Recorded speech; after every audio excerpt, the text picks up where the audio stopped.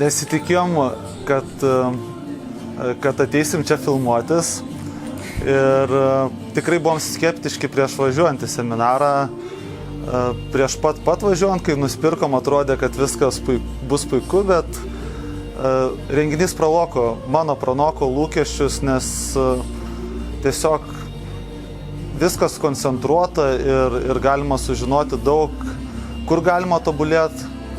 Tai galbūt pirmas žingsnelis ir kas man labiausiai įsiminė, tai teko įlysti tas vietas, kur gal nesinori judinti jų ir ateityje manau, kad man padės tą daryti toliau.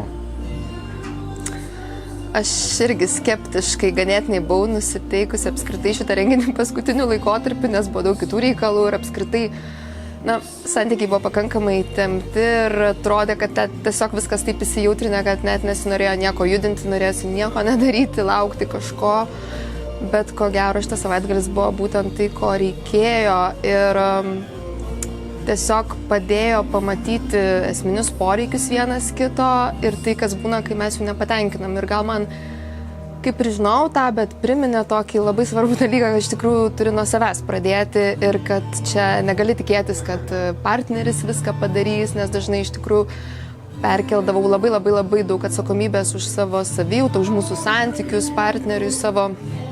Tai man pagrindinė žinutė ir iš tikrųjų tai yra gera žinia, kad aš pati labai daug galiu padaryti ir tą stengsiuosi nešti namo ir pats artimumas, kurį pavyko vėl atkurti per šitą savaitgalį, jisai yra tai, ko labai trūko. Iš tikrųjų, manau, kad tokį renginį turėtų nueiti visi ir kurie dar neturi didelių problemų, ir kurie turi nedidelių problemų, ir kurie turi labai didelių problemų, nes turbūt kiekvienas ras kažką, kas jam bus labai naudinga. Tai tiek. Ačiū, Arna ir Dovilė. Ačiū.